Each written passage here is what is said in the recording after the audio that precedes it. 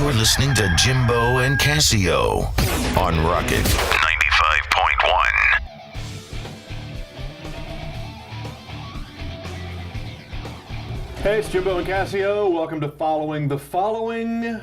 Today we're coming to you on location. This show has such a rich budget that we've decided to bring you Following the Following live from Joe Davis Stadium. Well, they lovingly refer to this stadium as the Joe, so we thought it was the appropriate place for Joe Carroll.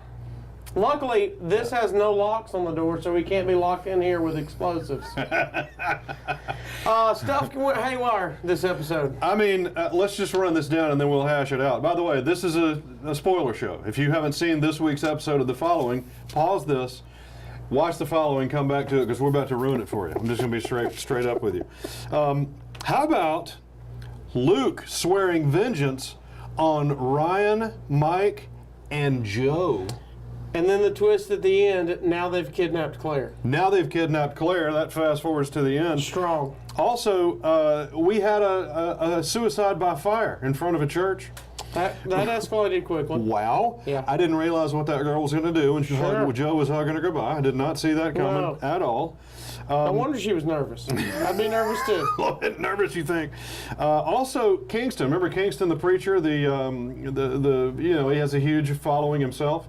He had a showdown with his own son, Preston. Joe made him mano a mano. First one to stab the other wins, and if neither one stabbed either one, they both died.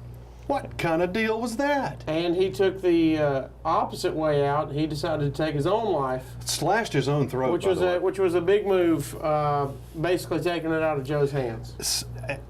Let's talk about slashing your own throat for a second. It's not comfortable. Woof. Bringing the knife up to your own throat and dragging it across, because he drug it across slow. It wasn't just a stab. It was a dig and drag.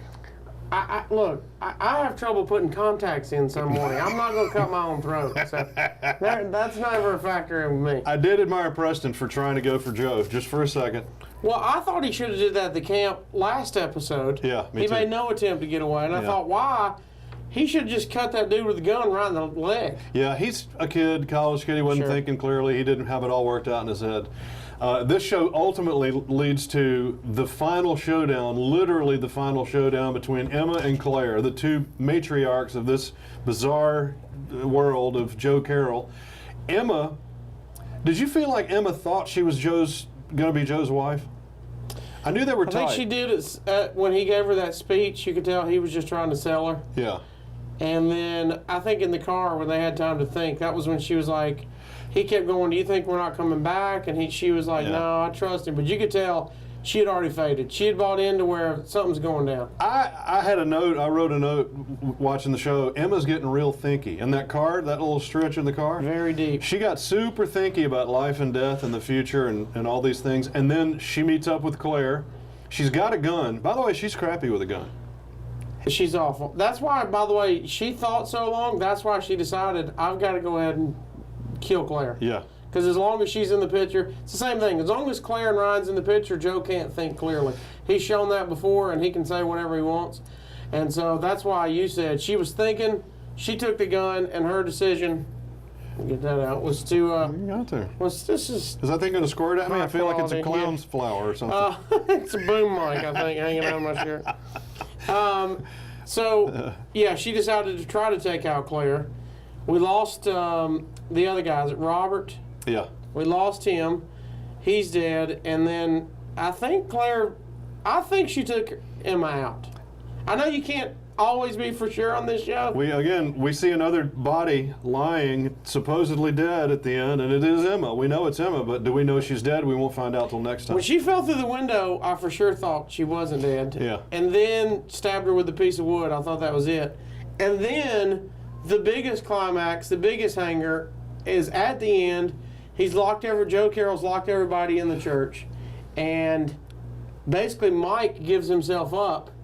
And he's telling Ryan, if you don't come out, he's going to shoot Mike. And it goes 3, 2, 1, fade to black with a gunshot. We don't know who shot who.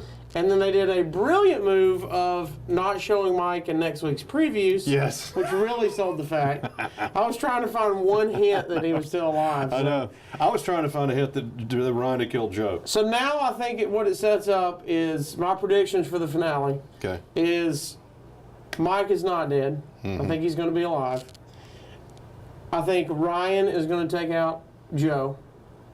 And I think it sets up for the twin brothers to be the next season. Yeah, because they were. That's going to be the I'm glad you villain. said that. I was thinking about that because they were saying at the end too. They are super mad that Claire killed Emma. Super mad. So now they're holding her hostage. There's a lot to that story. Yeah, too. one was really upset over the mom, and the other timid brother wasn't that upset about it. Yeah.